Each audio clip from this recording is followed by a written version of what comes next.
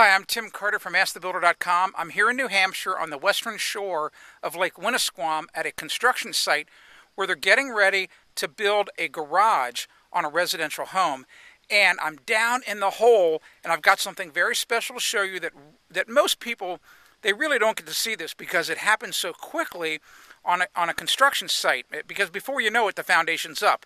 What happened is yesterday they dug the hole to be able to pour the footers, and what we're looking at right now, check this out, these are the forms that the footer will be poured in. And of course, what's a footer? A footer is it's actually the first thing that's generally part of a house construction site. It's the thing that supports the foundation and spreads the weight of the entire structure onto the soil surface, and basically creates a wider footprint. And it's very, very important that you do that. The best analogy I can give is imagine if you just poured a foundation directly on the soil. If the soil got wet or the structure was very heavy, the foundation could actually cut through the soil, much like the thin knife blade goes through a stick of butter. But imagine if you turned a knife blade on its side and try to push it through the butter. You'll find it's very, very hard for that knife to go through the butter. That's what a foundation footer does. Another thing that a foundation footer does is it provides a nice level surface so that the foundation forms can be placed with relative ease. Let me show you two other things that are really important with a footer. Look at this. You'll notice down inside here are these steel rods. These are 1/2-inch rebar, and you'll notice that there are two of them, and they're suspended in the air, and the concrete will completely flow around them. These rods go continuous around the entire footer, and they're very, very important.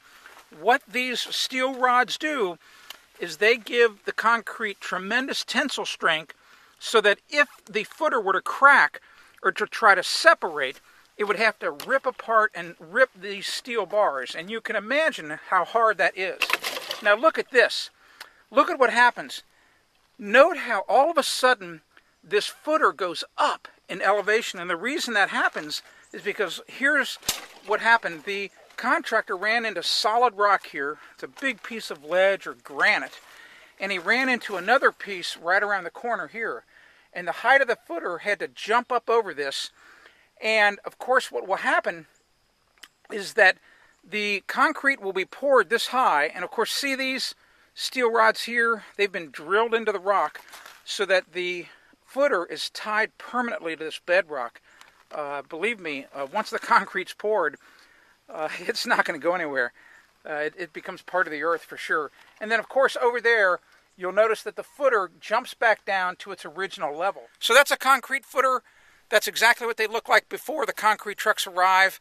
And this is exactly what helps support the weight of a home. It's really, really important that these are installed correctly, that the soil underneath them is compacted, and that, of course, it's passed the soil inspection by the building officials. Make sure that happens on your job. I'm Tim Carter for AskTheBuilder.com. If you want to discover more home improvement tips, go to AskTheBuilder.com.